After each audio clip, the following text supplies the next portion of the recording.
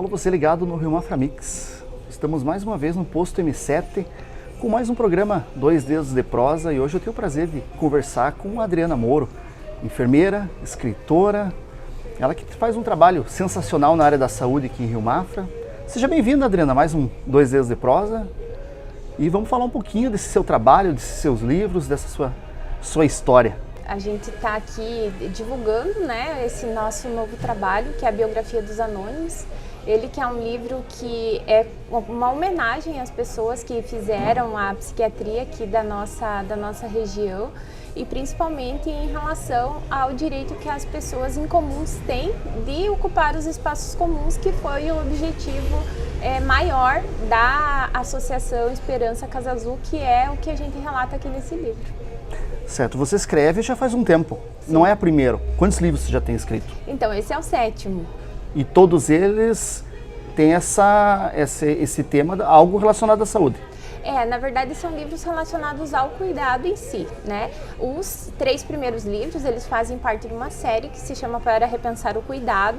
Cada um tem uma temática, mas sempre relacionada ao cuidado. O primeiro fala sobre mulheres, o segundo sobre saúde mental e o terceiro sobre profissionais de saúde e os problemas que os próprios profissionais têm com a sua saúde. Aí eu tenho livros mais relacionados à minha dissertação de mestrado, a minha tese de doutorado, e daí agora esse livro que vem aí, eu acho que é mais um presente para a nossa comunidade, né? Como eu já falei, uma homenagem para as pessoas que fizeram aí parte da reforma psiquiátrica dos nossos municípios. Ainda falando da biografia dos anônimos, de onde veio a inspiração, o conteúdo do livro? Da onde veio essa inspiração? Então, o conteúdo do livro ele é fruto de uma pesquisa de 2 anos do meu pós-doutorado, né, que eu fiz na INSP Fiocruz, lá no Rio de Janeiro. E durante esses 2 anos, sob a supervisão do professor Paulo Amarante, que também é psiquiatra, um dos reformadores, né, da psiquiatria no Brasil, a gente pesquisou então essa linda história da Casa Azul, que é essa associação que deu origem aos CAPs de Mafra e de Rio Negro. Hoje a Casa Azul faz 30 anos, né? Completou 30 anos desse mês passado, nós fizemos as comemorações aqui no município e daí junto com essas comemorações a gente quis também lançar o livro que conta a história tanto da psiquiatria do Brasil, de Santa Catarina, da nossa região, mas em específico dessa casa que foi a primeira ideia de cuidado de saúde mental e liberdade aqui na nossa região. Isso até eu ia perguntar, para quem não sabe, o que faz a Casa Azul? Então, a Casa Azul, ela é uma associação de familiares, profissionais e pacientes, né, usuários de saúde mental. Na Casa Azul eram feitos desde artesanato, panificação, o pessoal se confraternizava, era um espaço de convivência. Com o passar do tempo, quando veio a política pública do CAPS, que é o Centro de Atenção Psicossocial, que é vinculada à saúde, a Casa Azul ela foi incorporada nesse espaço, né, do CAPS e continuou os seus trabalhos, né? Hoje a gente está numa luta para reativar a associação, mas a gente continua com os mesmos trabalhos dentro do CAPS, que é um cuidado muito mais integrado à sociedade, tentando reabilitar as pessoas socialmente para que elas realmente exerçam o seu direito de estar em sociedade e conviver. E a gente evitar que as pessoas sejam internadas, principalmente em longa permanência, como acontecia antigamente, que as pessoas ficavam escondidas, né? Existia um estigma muito grande, as pessoas ficavam no porão das casas, fechadas, né? E ficavam nos manicômios, às vezes, para o resto das suas vidas. O prefácio dos seus livros sempre vem assinado por nomes de referência na saúde, em especial a biografia dos anônimos. Quem assina? Então, quem assina é o Paulo Amarante, ele é psiquiatra, ele também faz parte da Associação de Saúde Mental do Brasil, né? Ele é um dos reformadores, então ele junto com outros residentes que fizeram várias denúncias, né, lá na década de 70 sobre os maus cuidados que os pacientes sofriam nos manicômios. E daí a partir daí foram começando as discussões dentro do Brasil para que justamente essas pessoas tivessem mais direitos e pudessem ser cuidadas no seu domicílio, junto à comunidade, tendo mais dignidade. A gente já conversou, acredito que no ano passado, né, tive a oportunidade de conversar com você, falando de manicômios. Hoje, ainda existe no Brasil ou no mundo, existem manicômios? Existem. Na verdade, existe uma política forte hoje, não tão forte como a gente gostaria, né, para desativar esses manicômios e eles serem substituídos por trabalhos, unidades de acolhimento, trabalhos, residências terapêuticas, para que essas pessoas possam conviver em sociedade. Mas nós também temos os manicômios judiciais, né? Em Santa Catarina nós temos um, que é onde ficam as pessoas que cometeram algum tipo de delito, mas que têm problemas psiquiátricos, né? Então, ainda existem espaços de encarceramento das pessoas, né? Então, eu acho que é uma luta ainda necessária, é uma luta constante, e a reforma psiquiátrica, como a gente chama, ela se faz no dia a dia. Porque, como a gente conversou na outra oportunidade, eu acho que existe um manicômio dentro de nós, né? Eu falo muito disso no livro, né?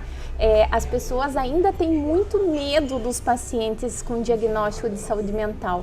E a gente não precisa ter esse medo, principalmente porque a gente vê na mídia, né? As pessoas que estão em tratamento, elas conseguem ter uma vida bem tranquila.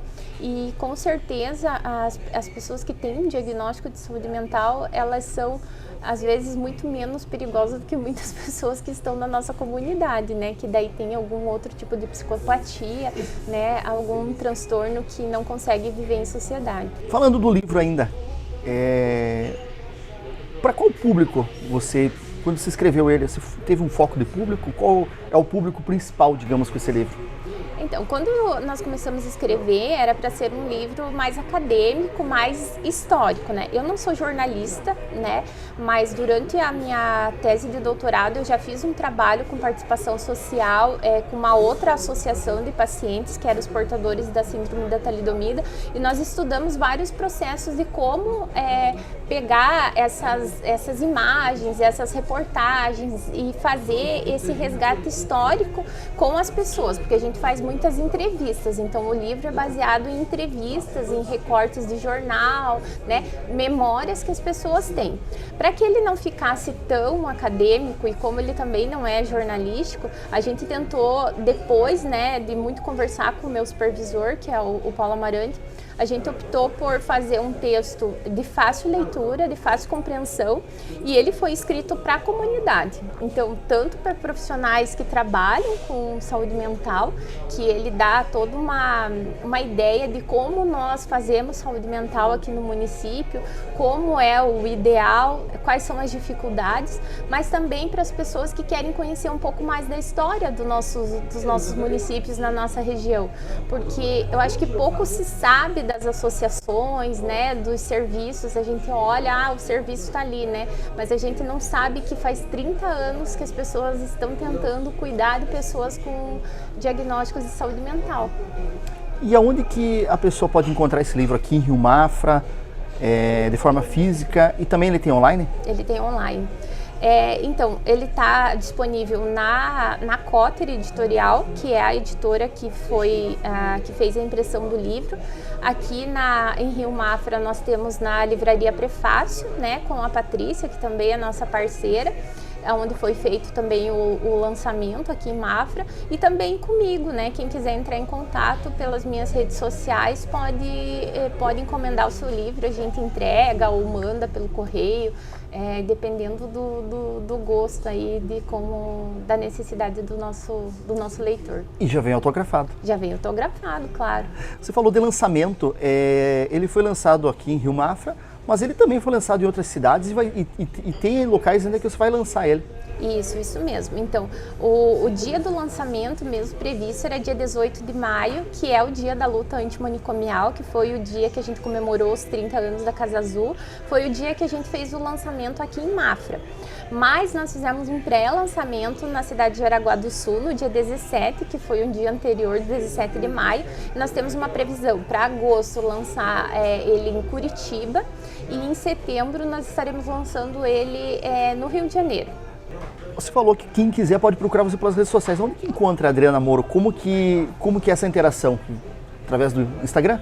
A principal é sempre o Instagram, mas eu ainda uso o Facebook, né? Então no Facebook é só procurar lá Adriana Moro e no Instagram Adri Moro Oficial, sem ponto, sem nada, é Adri Moro Oficial. Eu sempre respondo todas as pessoas, eu acho que é um canal bem importante, as pessoas sabem que eu recebo muito bem, né? Críticas, sugestões e também as pessoas que quiserem de repente trocar uma ideia, eu estou disponível, né, sempre lá no CAPS, né, no CAPS e Mafra, que é onde eu trabalho hoje como coordenadora e enfermeira, que é o espaço onde também as pessoas podem procurar ajuda se assim precisarem.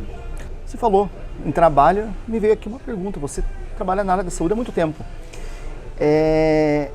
Além de escrever os livros, de trabalhar como enfermeiro, você também traz às vezes cursos aqui na região. Isso mesmo. Então, no Sistema Único de Saúde, eu trabalho há 22 anos, né? Já trabalhei na maternidade de Mafra durante 9 anos, já trabalhei em hospitais, já trabalhei na vigilância epidemiológica, já fiz aí um tour completo pela saúde de Mafra. Hoje eu estou no CAPS, né? Mas eu também hoje, né? Eu lecionei durante 15 anos na Universidade do Contestado, mas hoje também dou cursos, né? Então eu dou cursos principalmente na área de práticas integrativas e complementares, que seria a minha outra área de formação, que é a acupuntura.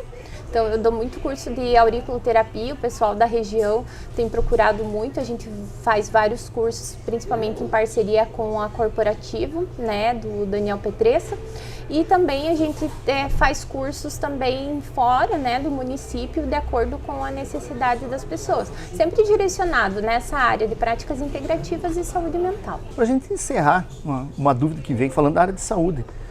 Qual é o maior desafio hoje da saúde no Brasil, no mundo? Olha, eu acredito que seja justamente acolher as demandas que estão surgindo, né? No pós-pandemia, as demandas de saúde mental, elas estão altíssimas, principalmente por conta do ritmo frenético que as pessoas estão. Então nós passamos um período muito grande de isolamento social e de repente nós voltamos a um ritmo mais frenético do que antes, né? Tanto de redes sociais, de ritmo de resposta, né? Então sempre que uma pessoa manda uma pergunta para você no WhatsApp, você tem que responder logo, porque senão a pessoa fica nervosa, e a gente tem esse ritmo de trabalho. Então as pessoas têm ficado adoentadas mentalmente, principalmente. Eu acho que as doenças físicas, elas são muito importantes, mas todas as doenças físicas, elas vêm acompanhadas do desafio de manter a nossa saúde mental, que é todo mundo precisa de saúde mental. Então eu acho que o maior desafio é a gente conseguir equilíbrio dentro desse ritmo frenético que nós estamos vivendo. Ou seja, a pandemia então foi um divisor, piorou após a pandemia. Não voltou àquela normalidade que dizem, voltou ao normal, não voltou ao normal? Não, na minha opinião e na opinião dos especialistas, não voltou ao normal, e as pessoas, ainda nós temos muita dificuldade, os adolescentes têm dificuldade para voltar para a escola, né? Nós vemos muitas questões de automutilação, né? Muita dificuldade ainda de várias pessoas voltarem ao trabalho, ao seu ritmo normal, e ainda muito mais adoentadas pela perda dos seus entes queridos, né? Muita gente perdeu, né, pessoas queridas, e também pelo fato de que a gente aprendeu a fazer coisas pela internet, que nem as lives, né? Então a gente continua fazendo as lives, mas daí a gente voltou a ter os contatos presenciais, então se somaram as duas coisas. Então eu acredito que piorou, e as pesquisas também dizem que a nova onda é a onda, infelizmente, das doenças de cunho mental. Tá certo, Adriana, muito obrigado por esse bater-papo, pra gente temos assunto para mais 10 programas, né? Sempre com um tema diferente, mas a saúde sempre é um tema importante. Agradeço a sua participação e deixo o espaço aberto para suas considerações.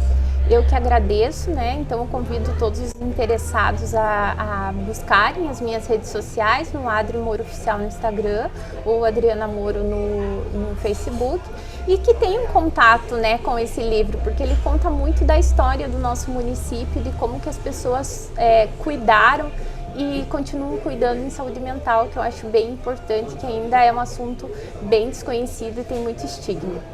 Tá certo, muito obrigado, Adriana. E eu agradeço você que acompanhou esse nosso bate-papo, e na próxima semana a gente retorna em algum posto da M7 com outro convidado, sempre com um assunto legal, né? Um assunto bacana e esclarecedor. A qualquer momento a gente retorna com outras informações aqui nas redes sociais do Rio Mafra Mix.